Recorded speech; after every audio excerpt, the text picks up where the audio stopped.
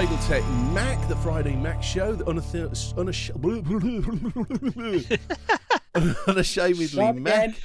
What a day I've had. That's the least of my worries, he's not being able to talk. We've got a bit of an impromptu panel, it's said, because we've the Bagel Tech network has been really badly hit with the lurgy today. By most people seem to be dipping out. So, joining us in the top left corner again, Mr. Mark Sunner. Hello, mate. How are you doing? Hi, Ewan. Thanks for having me again. Yeah, no pleasure. You were great last week. We got some emails saying how great you were. Well, I'll do my best. I didn't get any emails at all. I just thought you'd like to know that. So. It sounded good. I bought it. No, you were great, pal. Thank you ever so much. I'm screwing around with the video here actually because it's all bloody gone out of line. Never mind. So next to Mark, we've got Dr. Happy Mac, our resident technician. Andrew, how's it going, mate?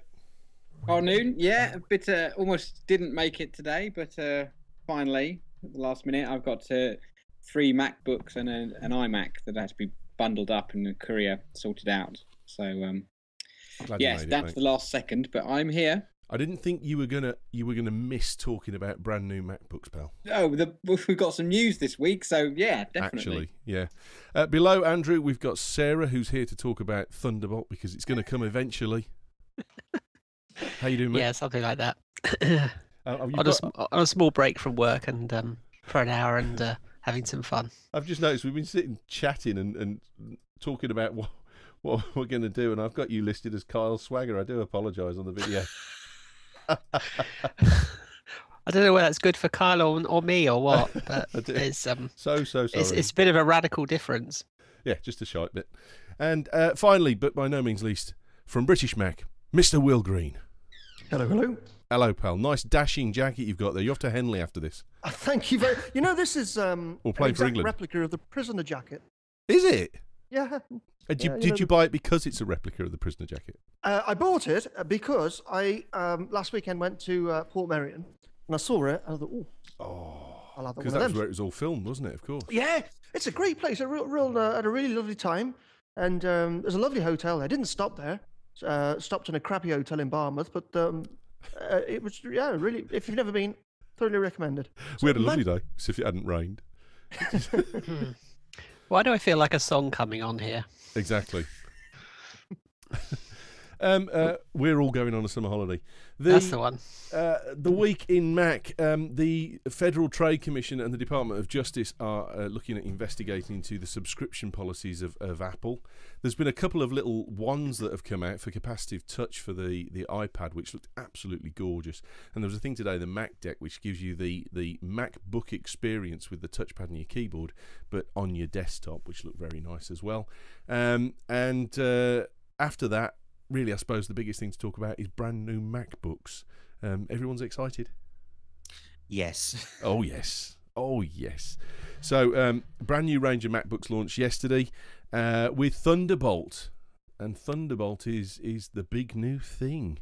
Now, the thing that struck me was, I looked at it yesterday first off, and I was sitting there going, well, okay, they've added Thunderbolt, but, I mean, it's not like a brand new thing. It's not, complete redesign or anything like that. Nothing like the unibody inference was and stuff. And then I realised actually that it was only the press that had been hyping it up. Apple hadn't really done any hype at all until they actually just pushed it out, and they just said, "Oh, we got some new stuff. Here you go." Journalism guilty of hyping things up? No. Never. What a suggestion. Wash my mouth out. So no, I think that people always seem to, every time there's an update, everyone's going, new cases for the MacBooks and things. And Apple have gone really conservative on their cases. They seem to, once they've got a case, they keep it for years now. And I don't think they were ever going to change the unibody designs, given how much they've thrown into the making of them. Yeah, exactly. I think it's just a bit of wishful thinking. I mean, everyone's just wanted more speed, and some of the stuff people wanted didn't show up, but a lot of it did. Yes. So I think my comment, there's nothing like Moore's Law to make you feel old. So just looking at the specs here, so Thunderbolt 10 gigabits a second, which clearly is going to knock out USB 3, which is 1 gigabit per 3 seconds. And I just remember back in the day when I was a lad installing sort of ArcNet with all of its 1 megabyte a second, thinking, well, that was pretty good. And here we are, 10 gigabits per second, light peak, nice. And LightPeak is that's continual transfer rate, unlike USB 3, is it? Once it can ramp up and keep the 10 gigabits all the time. Yeah. So now there's 2 channels, is that right? Yes. Are both of them carrying 10 Just gigabits? Have I understood that right? Yeah. Yes.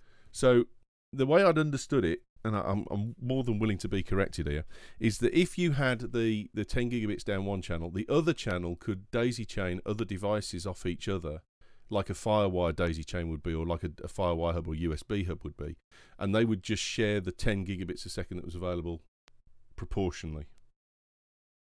I think it was the way I understood it was, say you've got one channel running 10 gigabits for video to the monitor, because obviously it shares the connection with the video out on the Mac, which gives you the second 10 gigabit channel. So say you had 2 external drives, then you would have a monitor running at video at 10 gigabits, and then you'd have 2 external drives both getting 5 gigabits. Yes, that's what I understood. Yeah. Yes, yeah, I think that's how it works.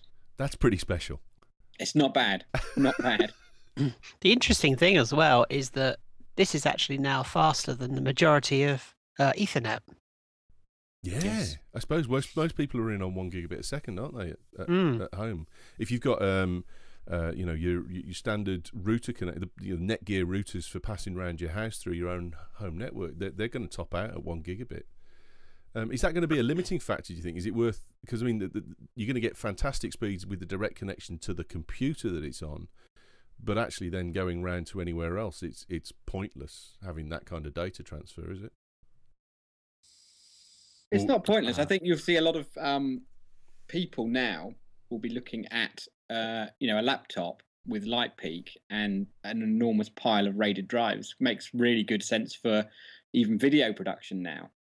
Certainly since I saw on the internet that they benched the top of the line 15-inch MacBook Pro, and it kicked the arse of the fastest Mac Pro tower. Yeah, I saw that on the Geek. So if you can plug in a nice big RAID drive on LightPeak and a big monitor on the same thing, then who the hell's going to buy a tower? Yeah, or have any kind of, almost negates the whole point of having a SAN, doesn't it? Well, the other thing that was upgraded as well, which was another thing that I kind of missed initially, was the fact that the graphics cards in the 15 and the 17 have gone up to 1 gigabit per second as well, haven't they? For memory, 1 gigabyte for memory. So they're huge, much better now, far more functional.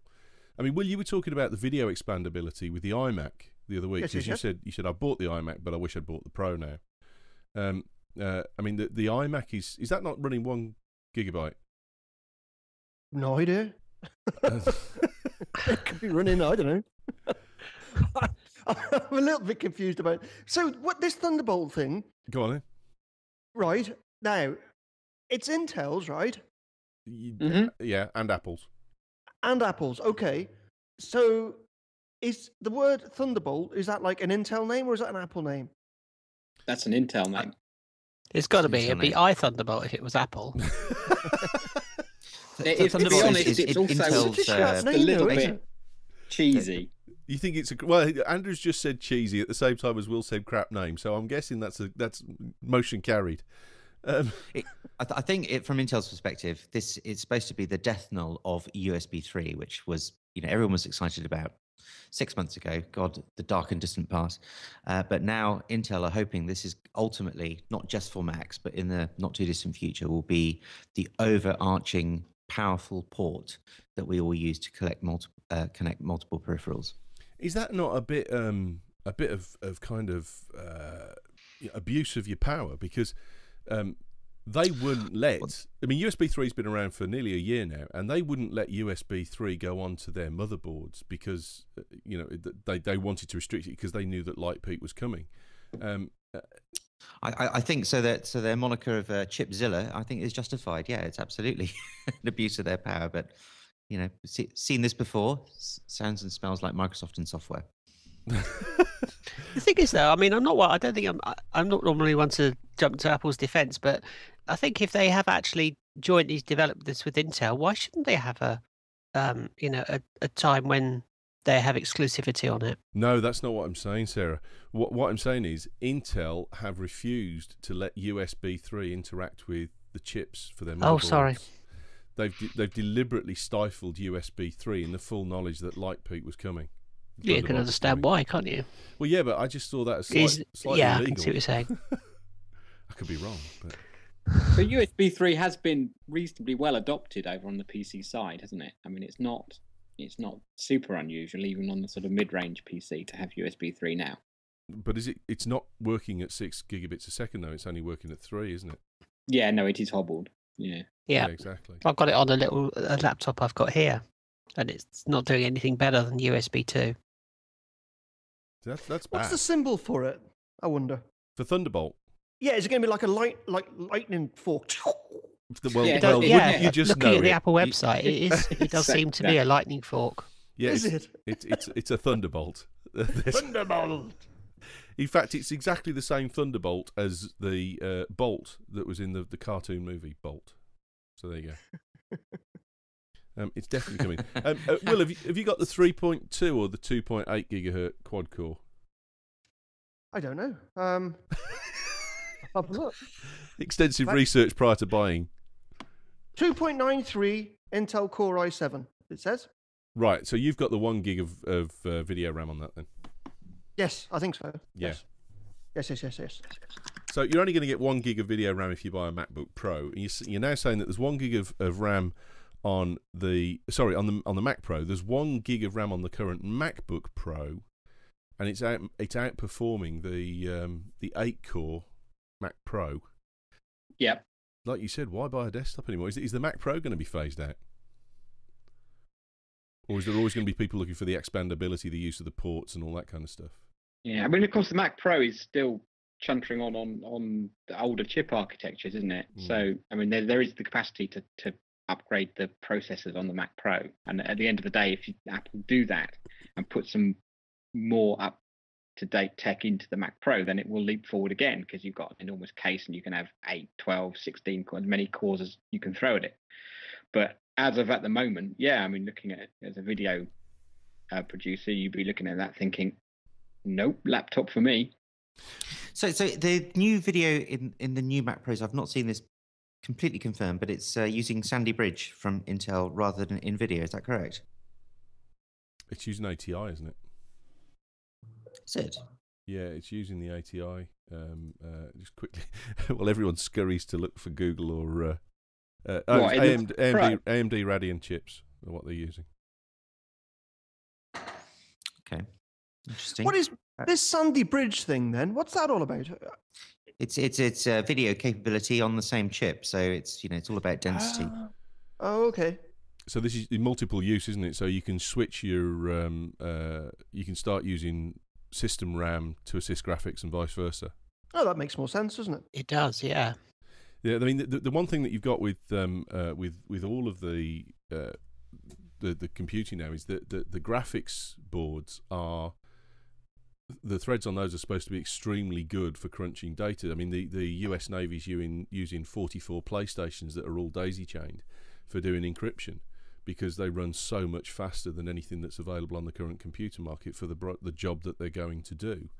So getting the graphics board to assist with data handling has got to be the way forward on it, most definitely. I was going to make another question. I've forgotten what the question was now.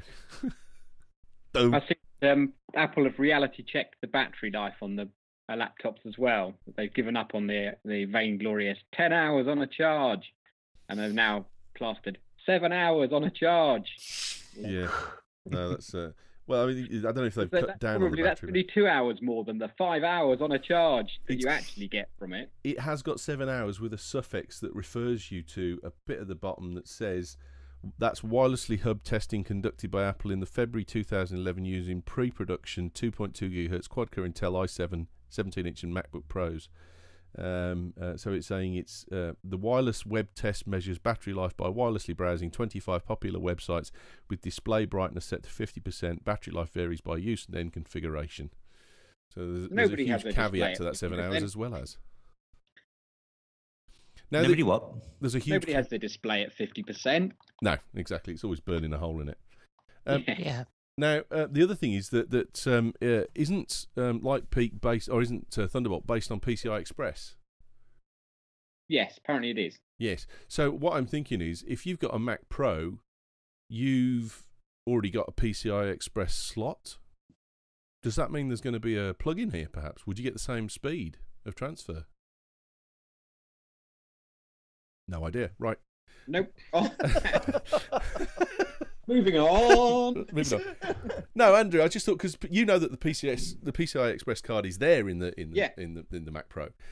Do you know what the data handling capacity is? Is there going to be a license? Will Intel will they license it for that sort of use? I mean, I would imagine possibly in the future it's a good, nice, quick way to get it into the Mac Pro. But does the slot currently handle that amount of data? It'll still handle 10 gigabits a second.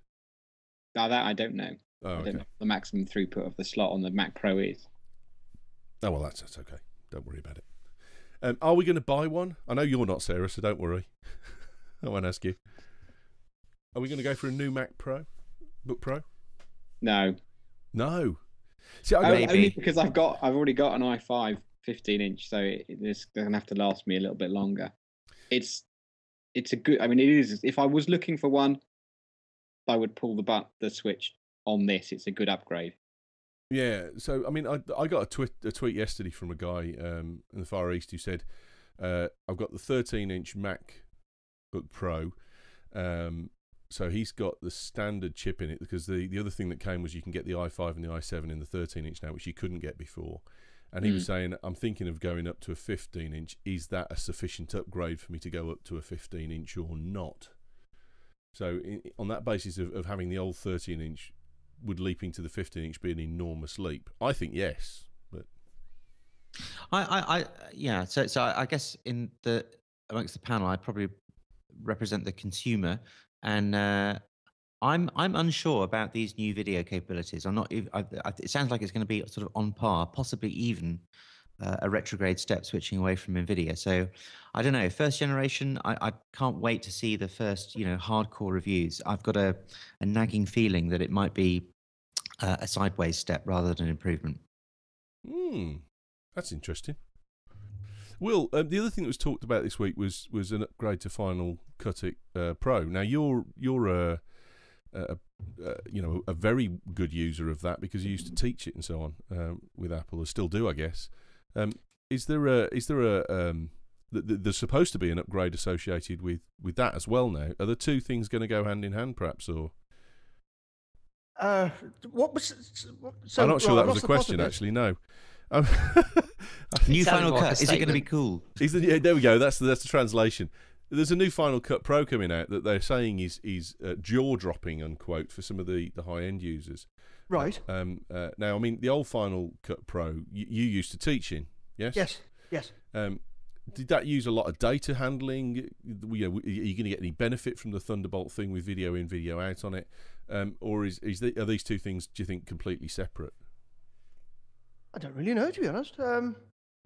I don't know. I mean, like scratch discs. I suppose that's what we're talking about here, isn't it? Yeah. How quickly you can interface with a scratch disc.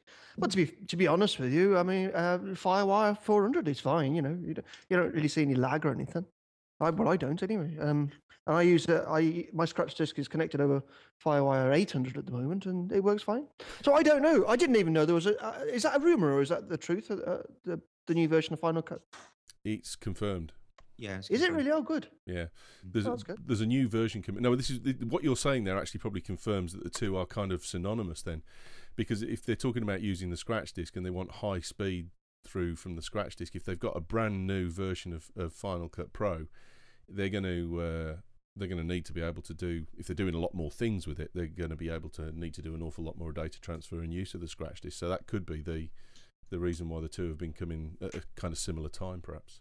Maybe, I don't know. I mean, it's really not up to Apple, is it? It's up to the hard disk manufacturers to put that sort of connectivity into the hard disk. I mean, eSATA was the big the bad boy on the block for a while, isn't it? But that never really seemed to take off. Old eSATA, did it? I mean, there's a good point actually, because I mean, why did eSATA fail so much? Was it just the speed, or was it the fact that you had to have a new wire and there was new connectivity and it was a different port that you have to have, and most of the ports didn't come as standard on laptops; they only came on desktops with an expansion card. I mean, well, that's it. I mean, there's no my hard disk. I've got eSATA, but I've not no sort of eSATA connectivity in my Mac. And I don't know. I mean, the big thing about speed for me, it's all well and good. But at the end of the day, I don't mind waiting a few extra seconds to have some video render or whatever. I do think people sort of get caught up in the numbers game, and for me, it's probably the least important part of owning a Mac. It's, you know, a few seconds here or there. Well, who cares? Life's too short, isn't it? I've always found that for drive speed, the most important thing to worry about is actually the drive speed, not necessarily the throughput rate, because that's the thing that will seems for me certainly to make the biggest difference. Yeah, that makes sense. Yeah. Your RPM. Yeah. I'd be very interested to know of the listener base to the podcast, what proportion of those are actually Final Cut or Final Cut Express users. I suspect it's probably quite small, and probably the majority might be using sort of, you know, iMovie. Will, you used to train people. What proportion of people came in for Final Cut Express? I know that Tom Lewis at the store that you were at was probably, you know, the guru of the store for Final Cut. Oh, he's awesome. Yeah, he was snot hot. But I mean, was that one of the fewer lessons that you used to ever have to give? I worry when people came in for that. Because I was thinking, oh, Christ, here we go. What do you do for a job? Oh, I'm a video editor, and I've been using XYZ for years, and I've decided to move to Final Cut. You're thinking, oh God, have you really? Yeah. But there was always that sort of scary moment when they came in, because for me, I've got no passion for video, and I've got no passion for photography either. And I think that was the difference with somebody like Tom, who was really passionate about video. And I think that makes a difference in a trainer. Sometimes you have to be passionate about what you're talking about. Really, well, especially like in a one-on-one situation, you do anyway. But I mean, Final Cut, it's such a ridiculously complicated application, isn't it? It's just it blows your mind. Yeah. And I struggle at the best of times, to be honest. Well, the one thing that I thought was if you look at the moment, the current standard of the popular version that's out there is going to be Final Cut Express, which I've got a copy of.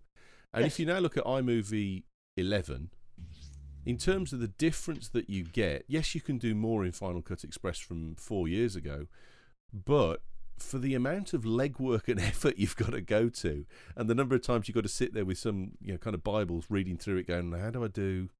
You know, the iMovie is so much more functional and flexible and powerful. I can't see them selling it unless it's for the pro market. While we're talking about this, can I? They're not an advertiser or anything like that, but Boinx TV, Boinx. We know it well. TV. It's great bit of software. Really easy to use. Things like like chroma key and stuff like that, which, you know, is great in Final Cut, but is a big learning curve. But it's rubbish. Well, in my experience, chroma key and iMovie is pretty terrible. But Boinx TV does great chroma key. It's a really accessible and usable. nice program to use. It is. I mean, it's drag and drop as well. The video that we published last week, our first video, was made with Boinx. Just the standard home edition as well. We're having a chat with them to see if they want to do a bit more together on the video side of things. But it's a great drag and drop. And Mark, I know you've seen it. I showed you the functionality of it. Very impressive. Yeah, it's about layers, and then you just set up hotkeys for transfer. So when you bounce backwards and forwards, all I'm doing is hitting Control Alt and P to go between the two video systems. It's very good. It's very graphics card hungry, I'll have to say. Unless you're running at least 512, and really you need more like 1 gigahertz. That's not a surprise, really. Gigahertz, no gigabits. It's no. This is the thing, you see, though. It only uses the graphics card. It doesn't go for any of the system RAM to try and pep itself up, and it drops frames like you wouldn't believe unless you've got adequate RAM on it. A seriously good card, I can imagine. I've had a go with it on the Mac Mini. It was just an utter and total waste of time. Yeah.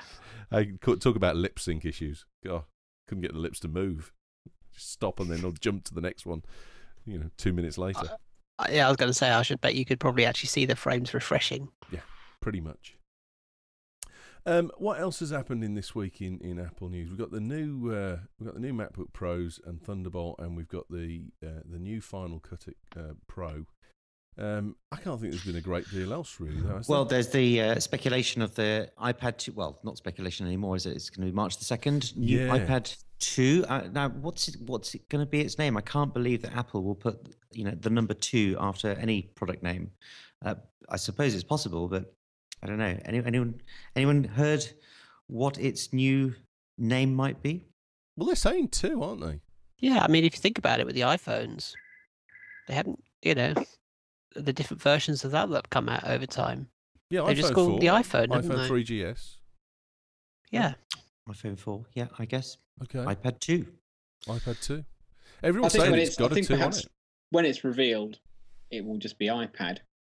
And, yeah. So it's seeming like that. The as far as we can know, definitely bigger speaker, definitely front-facing camera, but probably not the sort of higher sort of iPhone 4 display technology.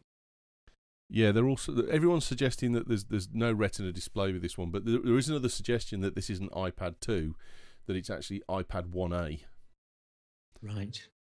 And lighter as well. I mean, so I'm in a household where there's both an iPad and a Kindle floating around, and weight definitely is the big issue in terms of actually using it to read a book. That's where Kindle is streets ahead. The fact that you really can sort of hold it with one hand, whereas the iPad really is like a sort of Moses tablet. £1.50. I remember watching the keynote for iOS 4.2, and I had to put it down in my lap after about 10 minutes. It was too heavy. My toddler spanned my iPad across the kitchen floor the other day. It was entertaining. Good lad. Did he have a good giggle about it? He thought it was great fun. Yeah. Boom, there it goes, Dad. And your reaction? Well, I sort of live with it now. I live with it. I remember I only had it for a couple of days, and he scratched the screen. He decided to give it a bit of key action. So, it's the tough test, isn't it? I'll give up. There's no point worrying about it anymore. Oh God, if my boy had done that, he'd have been up for adoption.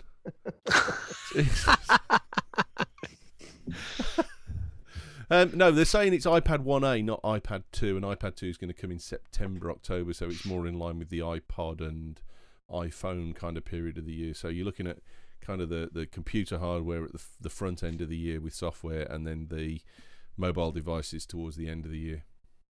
A little bit more. So we're going to get a convergence of technologies, but just with different size screens. Yeah, and there's still the suggestion of the 7-inch thing, because Steve said there'll never be a 7-inch thing, so that's kind of like a product announcement, isn't it? So Steve said, I think it's interesting the other tablets are now starting to sort of garner a real fan base. I mean, yes, I am Steve Jobs' love child, but I would drop it like a hot brick if there was something better. I mean, I don't, you always want the best thing, and it seems like the Samsung Zoom is getting some rave reviews. I'm curious. I might definitely take a look at it. Well, the market's dropped, hasn't it? I mean, Apple was something like 95% of the tablet market for the whole year, because there was nothing else to start with, and then even when there was, everyone kind of get laissez-faire about it.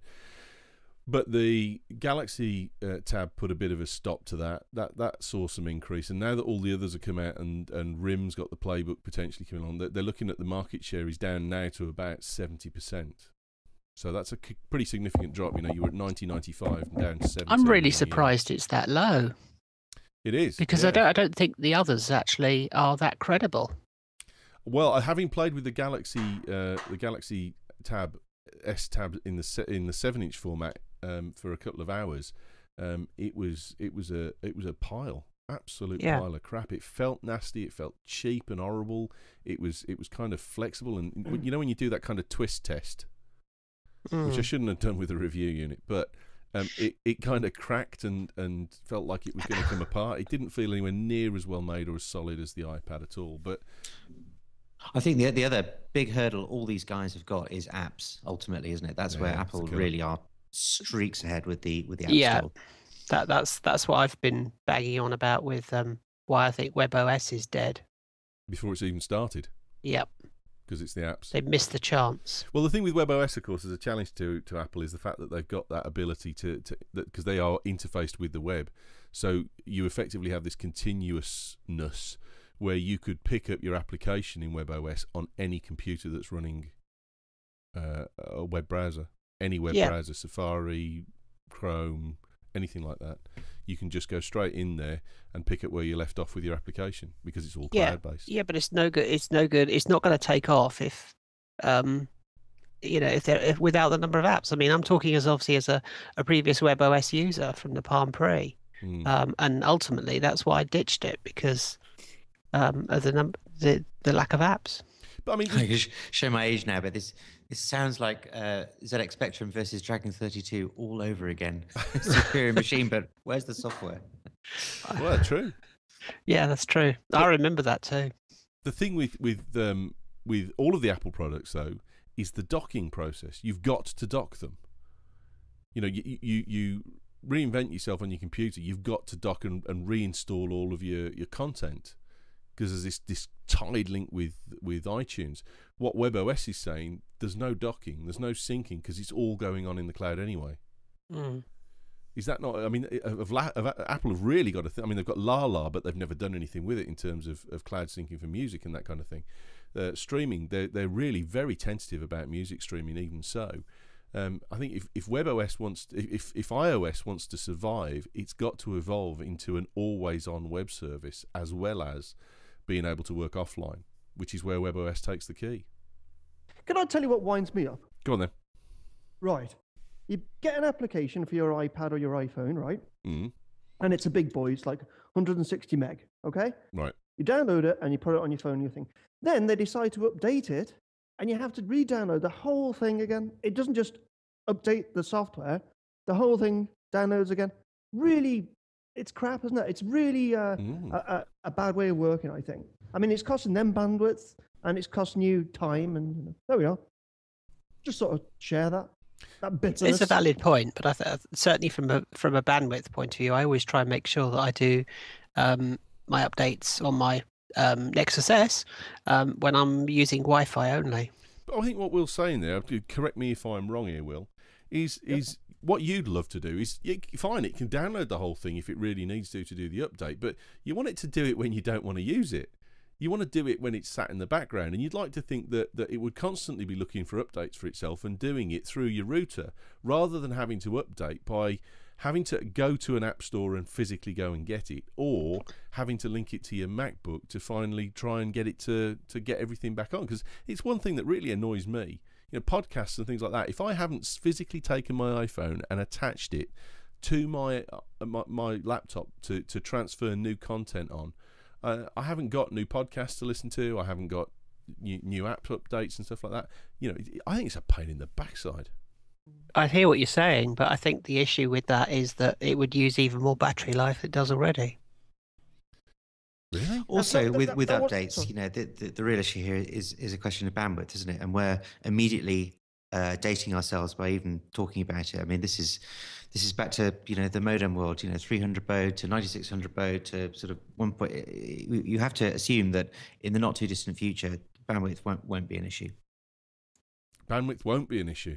Won't be an issue. No, I mean, we'll all, you know, right now we're sort of starting to get to the sort of top end of sort of copper limitations. But I mean, this is, you know, if we were to go back 5 years, you know, the speeds available to the home, to the regular user then, to what's happened now are, you know, monumental leaps. And of course, the same will also be true. So, yeah, these things are slow at the moment, but that's something that will go away for sure. Okay. Interesting. Right. Anyone got any other news? Also, there's the other thing was interesting this week was a whole before we go away, a whole slew of extra info on what might be coming in or what is coming in Lion. Yes, of course, I forgot about that. The developers. You're a developer, I take it then, Andrew. Me? No, I just fix things. But you've got a hold of a copy, haven't you? Yes, but not through. I'm not a developer myself. No. Shh. But yeah, there's some interesting. You know, the initial launch of Lion when Apple was saying, you know, this is what the system looks like. It was looking a bit distinctly meh. And the whole sort of bringing it back from the iOS into the Mac thing is like, to be honest, there was a bit of shivers up the spine going on there. But actually, from the other day's release of stuff, there's some interesting little things going on in there. Certainly, some of the stuff looks really cool. Apple Mail client looks like it's going to get a much needed kick up the backside. The one thing I've been campaigning for is address book contacts and Apple and iCal to get a massive update. Yeah, not sure iCal's going to, but Mail looks good. AirDrop looks interesting. Yeah, it's Dropboxy. Yeah, very Dropbox. It's either going to be absolutely awesome, or it's going to be like back to my Mac, something that Apple get bored with almost instantly. Yeah. File Vault, we'll skip over that because if you use File Vault, then you need your head examining. And the big one, I was looking at the bottom, they put in there, just gone, oh yeah, no more OS 10 server. OS 10 client is the server edition as well. Yes. Now I caught your tweet this morning. You were saying, I was like, zoinks? How does that work? Well, they've ripped themselves out of a £400 operating system there, haven't they? Because I mean, that's the standard fee for OS 10 server is about 400 quid, and it's the bigger part of the total price of the Mac Mini server. Yeah. Because it's such an expensive piece of software. And from what you said this morning, that's all going to be integrated, and that income source, which I'm guessing probably there isn't an income stream from, which is why it's happy to let it go, but it's all going to be integrated. Yeah. The only thing I could possibly think that made any kind of sense was that obviously OS 10 client, which has a limit built into it that most people never come up against, that you can only have 10 users connected to a machine at any one time. So I could certainly see an issue where Apple saying, yeah, Lion server in the client OS has this limit, so it's good for small businesses, it's good for home serving, you can do a web server, but if you're a medium-sized enterprise, then you'll be buying Lion Server Pro, which comes bundled with the Mac Mini server. Right. I can see that happening. The Apple saying, well, the Mac Mini server is our only actually marketed as a server piece of hardware, and that will come with Lion Pro. Everything else, just knock yourself out, boys.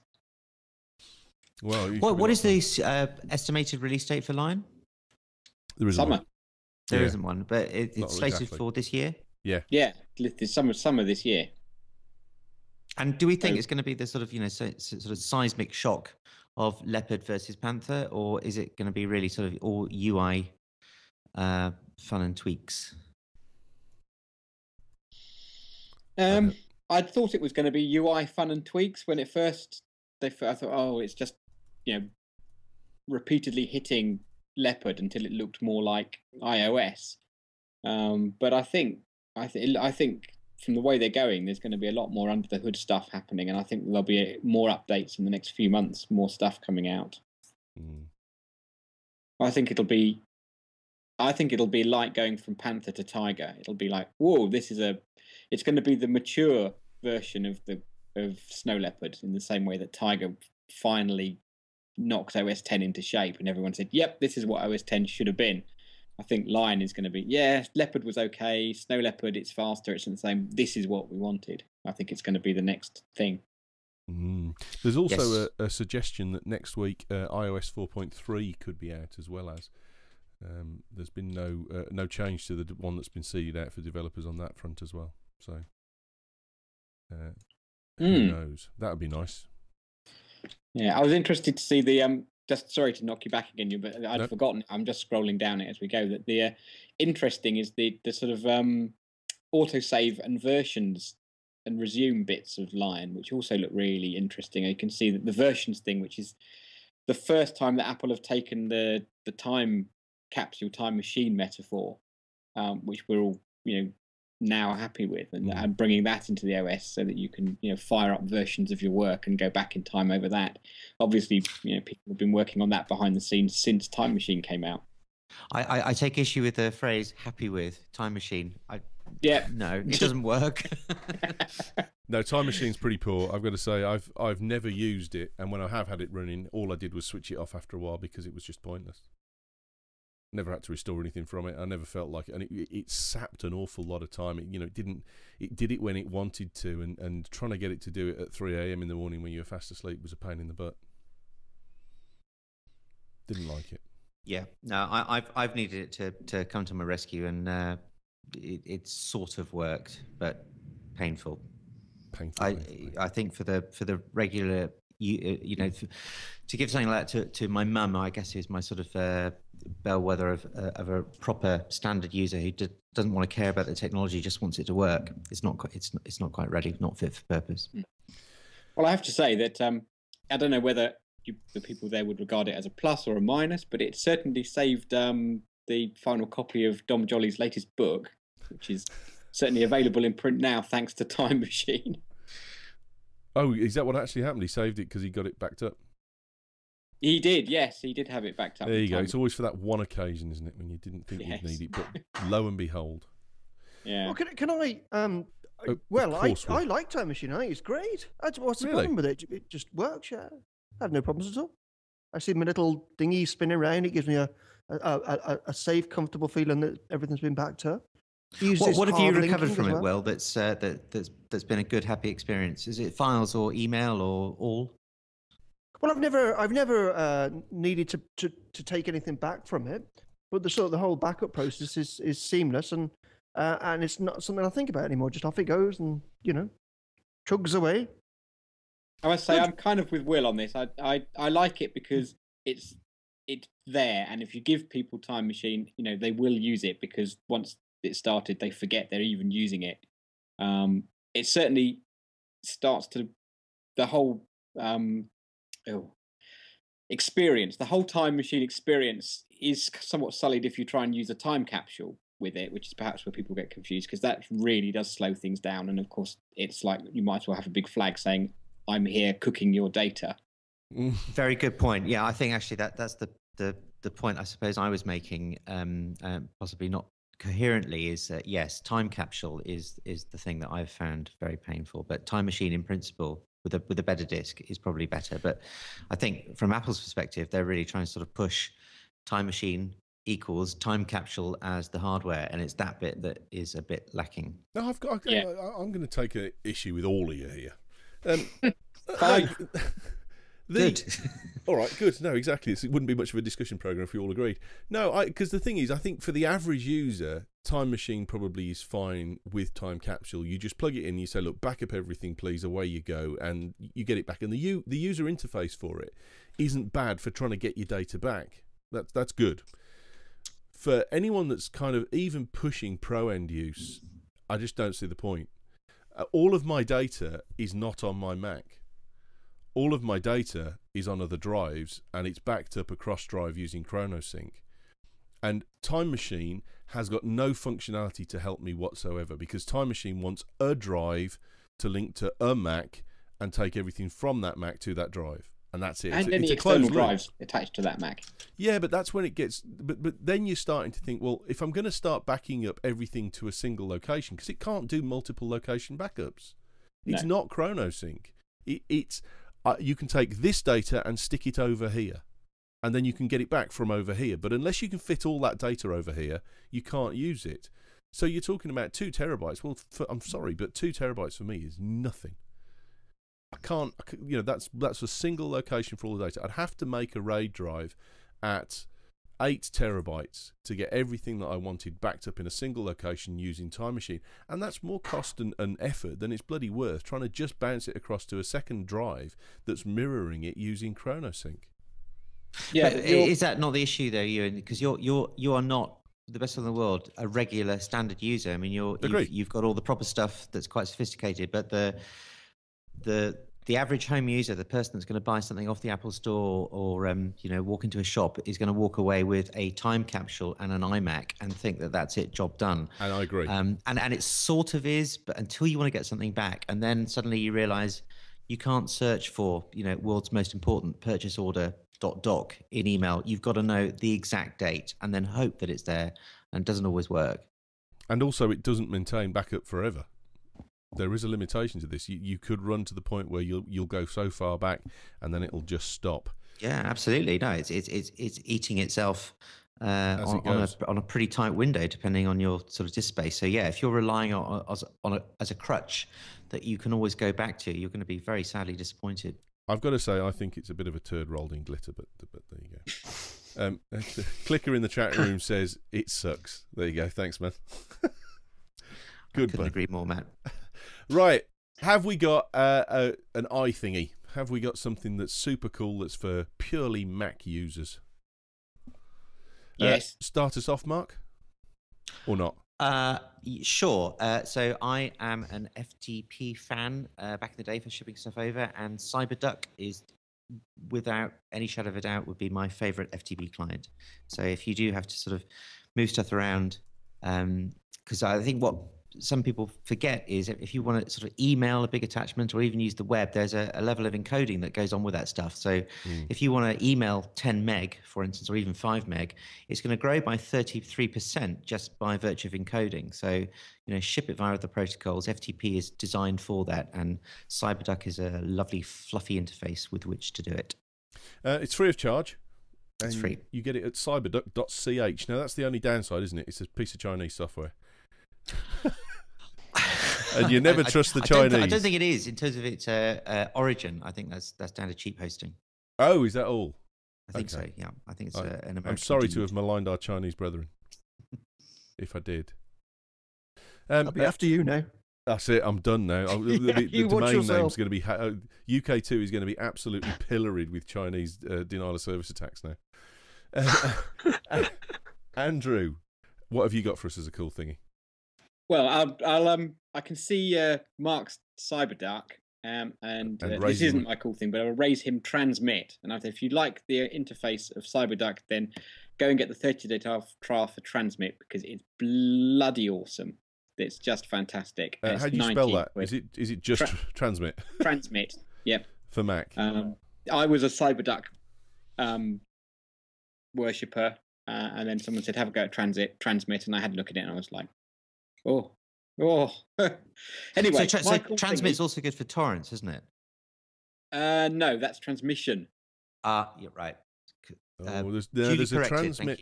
There's a transmit I thought you were straying into sort of Pirate Bay waters there, which is why I was thinking, ooh. No. Transmission for torrents and transmit for FTP. Gotcha.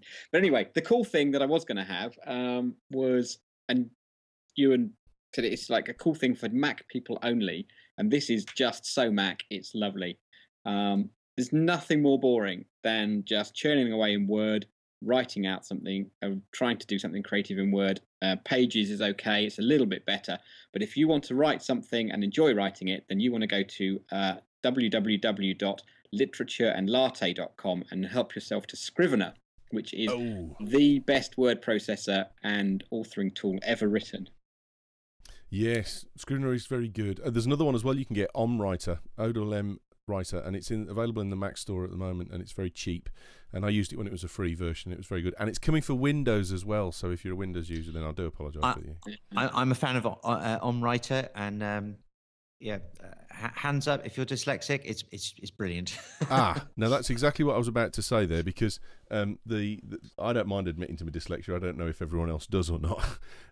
Obviously you don't, Mark. But I don't. The beauty of that is you can put a set of headphones on and it plays ambient music in the background. It gives you a very bland picture behind it, and you can just focus. So, if you've got a bit of ADD as well, then it's perfect. It brings you right back in there.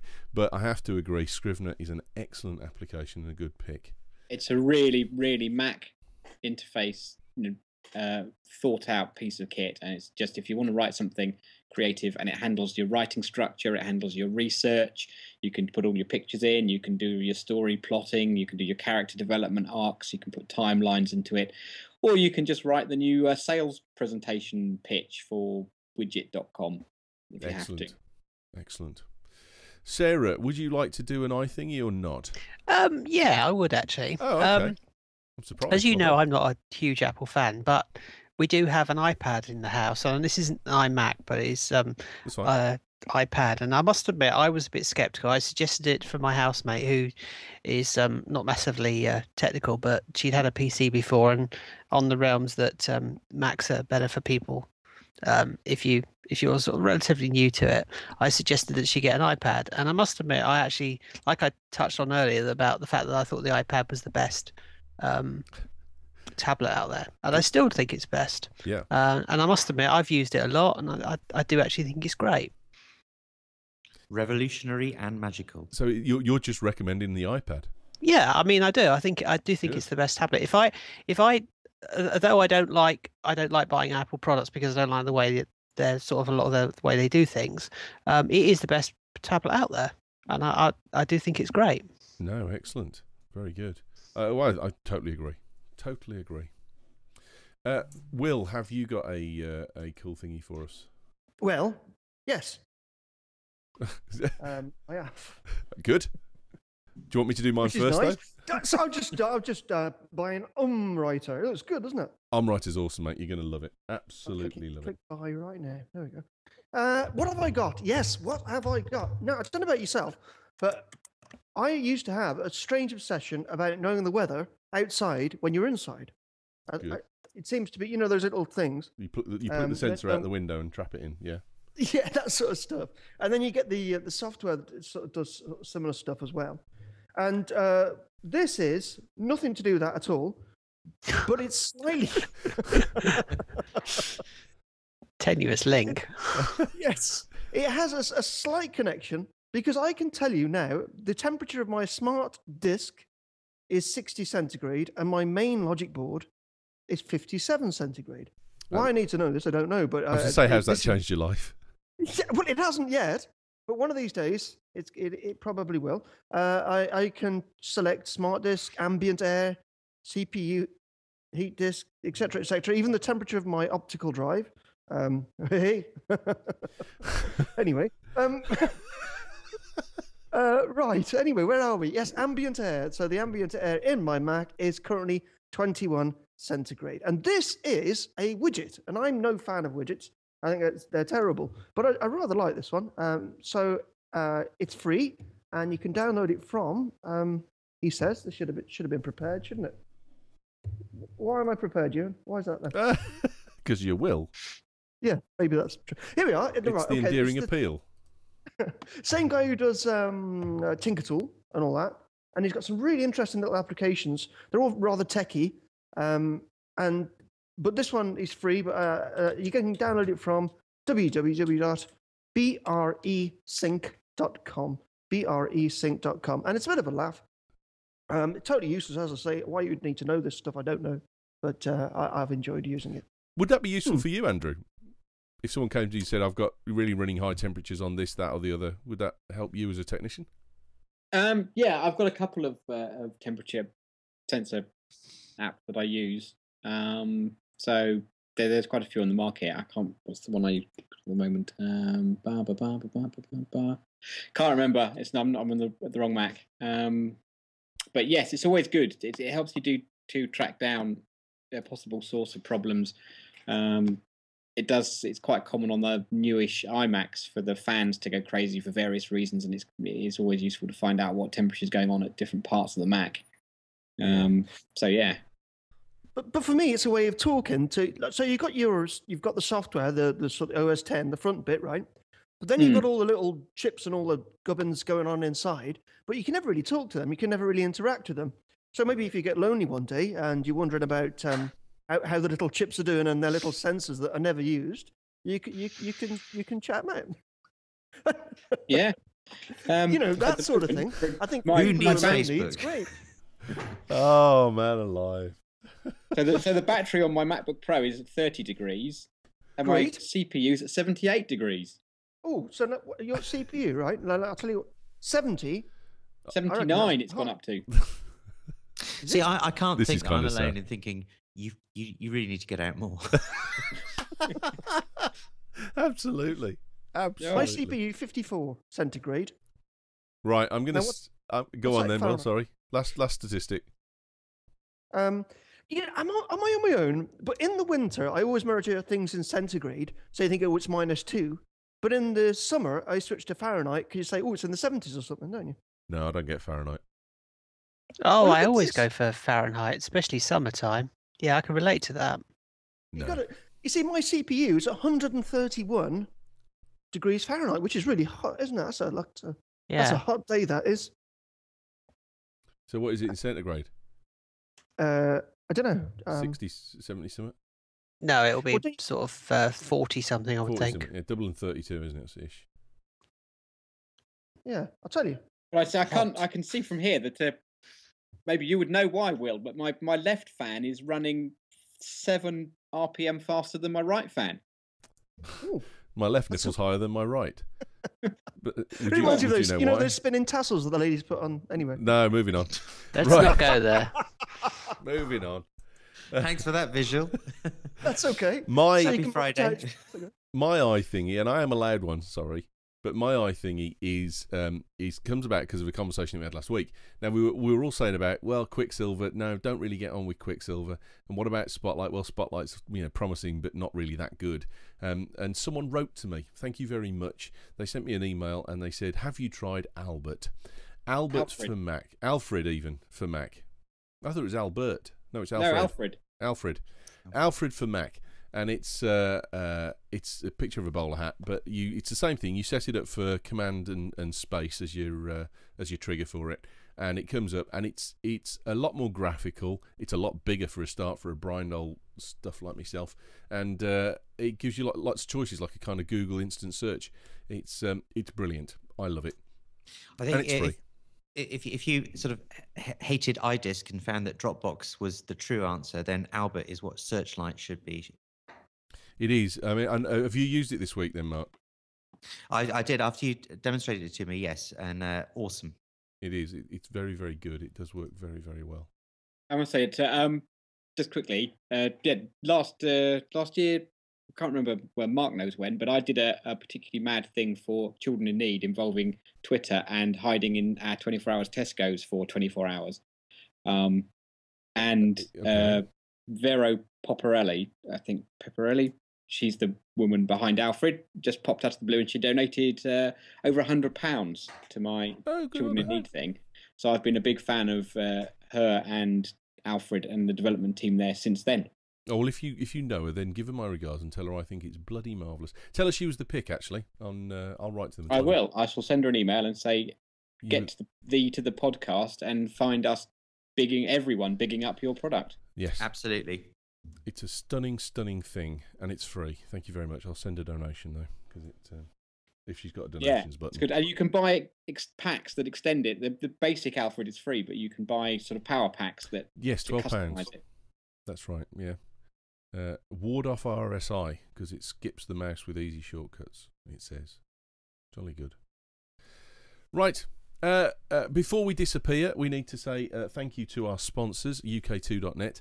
They are the people that look after us and keep us afloat, and I know you probably get sick of me mentioning them, but we really wouldn't be here without them. So if you listen to the podcast, you've got to go and use UK2.net. Go to bageltechnews.com and click on the link through, and they'll know that we're sending you, which means that they're going to keep supporting us.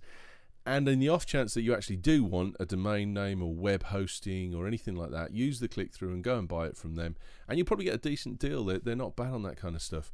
E-commerce, those kind of things, that's all the stuff that they do. And they're going to support us with some competitions and things going forwards throughout the rest of this year. And they're signed up to us for the whole of the year. So thank you, UK2, because we'd be lost without you. Where can we get a hold of you then, people? Mark, where are you, mate? My Twitter moniker would be @marksunner.com, Mark with a K, SUNNER. So follow that if you want to read the tweets of a madman or cranky geek mad. You're also a bit of a security guy, aren't you? Well practiced in the security world for computers. By my background, yes, security. So be paranoid, basically, I think is. And next week we've got a bit of a special going on, haven't we? Because we're going to do the Mac show as normal at 1 o'clock, but then at 3 o'clock, Graham Cluley from Sophos is going to join me and Mark, and we're going to talk about security for Mac users and why you should take it seriously. Because apparently, I saw a video this week, which I don't know whether I should or not, but it was rather worrying, I have to say. Yeah. So we'll be talking about that, and if you do think about you might need security, go to sophos.com and get in there and get yourself the free Mac virus antivirus. It's free. Just download it and it installs it and it runs and it's just perfect. It doesn't slow your system down, nothing. There you go. Andrew, where can we get a hold of you, mate? Toddle along on the internet to www.drhappymac.co.uk. Follow me and Mivan on Twitter or to @drhappymac. Yeah, nice to see you. Always happy to see people dropping by. Are you going to do like a GPS thing, so you're constantly tweeting out your location in your van? No, I don't know. My stalkers don't need to know that information. But if anyone's got a fault with their Mac, you will help them. I will help them, yes. And providing that you've got rubber gloves handy, you will help Windows users as well. Yes, I will help them in a certain special way. But the rate's twice as high, I hope. Kyle Swagger, alias Sarah, where can we get a hold of you? Sorry, mate, I should have changed your banner. I feel like I should start doing my Elvis impression now. Oh. In memory of the Kyle Swagger. Thank you for standing in at the last minute for Kyle. Where can we get a hold of you, mate? You can get hold of me at my website, which is sarahjaneuk.com, or on Twitter at sarahjaneuk. Thanks, mate. And finally, last but not name is least, Will Green, British Mac man. That's me. When's the next episode due, mate? Well, today actually, I did a video one, my first video one yesterday, which was a bit of a laugh. Got a green screen behind me and studio lights and everything. That's good. So I enjoyed doing that. But you can find me at www.britishmac.com. And on Twitter. And Twitter's British Mac as well. Yes, excellent, mate. Looking forward to it. The Twitter stuff's pretty dull. I mean, my Twitter stuff's dull. Well, I've hardly mainly seen talks any about from you curry lately. at the moment for some reason. That's all right. That's okay. Is that okay? Yeah, absolutely. Nothing wrong with that.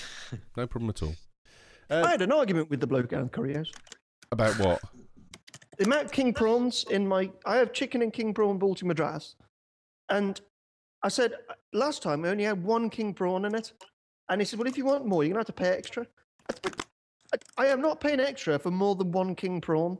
So he went into the kitchen and spoke to the bloke, and now I get 2 king prawns in my curry. So, are you? You sound like you have that regularly. I did probably too much actually. Yeah. Right. So, how many prawns? Is this a case that there's been cutbacks, or was there only ever one in it? I think there's been cutbacks.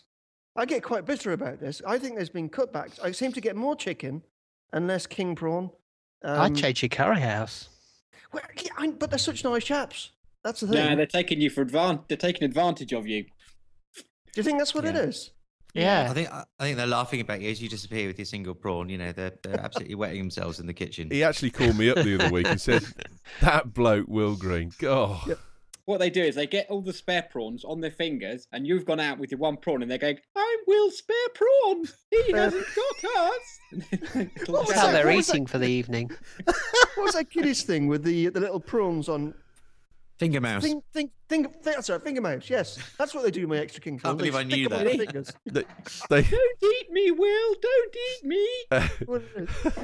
me. Finger mouse came up a while ago, and I said something that we got a letter of complaint over, but I think Pull up. no. I think the comment I made was, "Did you ever notice that the finger mouse never got near that, or finger bobs never got near the bloke's beard?" And I said, well, "It's okay. You can shove your finger up my arse, but don't stick me anywhere near that beard." Wait for the next complaint. Yeah, no, I'll have to edit this bit. Never mind.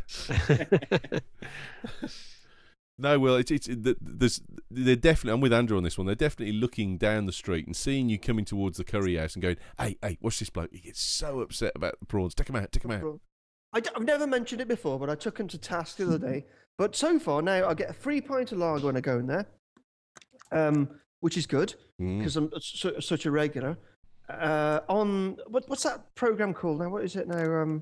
Where you sign in, or I can't remember what it's called now. I'm the mayor anyway. I'm the mayor of the curry house. Foursquare. Foursquare, that's it. I'm the mayor of the curry I'm the mayor of the curry house. As opposed to the nightmare. Watch out for the frothy head on that beer, though. Going forwards. No, but the thing is, that I talked to him about this king prawn situation, and I said this is none, because I also mentioned the curry house up the road, which I've had a few curries from, which I get loads of king prawns. I'm going to the curry house up the road. But no, the thing is, though, the prawns that they give me are something like super king prawn or something. I can't remember. They're like little monsters. They're as big as an egg. These king prawns are. They're massive things, and they reckon they cost £1 each. But I don't know. I'm not convinced. I think we've got the title of the show sorted. Do you realise that conversation about your King Prawn Balti took up more than the discussion about the MacBook Pros? And I'll tell you what, I'm leaving it in. These are the important issues today that we need to discuss. I am not editing that out. Thank you very much. Right, we may be back again next week. Who knows? We might have a censorship or something. Who cares? Come and join us. British Mac is available through podcasts as well. Don't forget to go there and try Will's podcast out. But come back here on 1 o'clock on a Friday and you can listen to us witter on and compare curry house menus. Have a good week. Thanks for listening.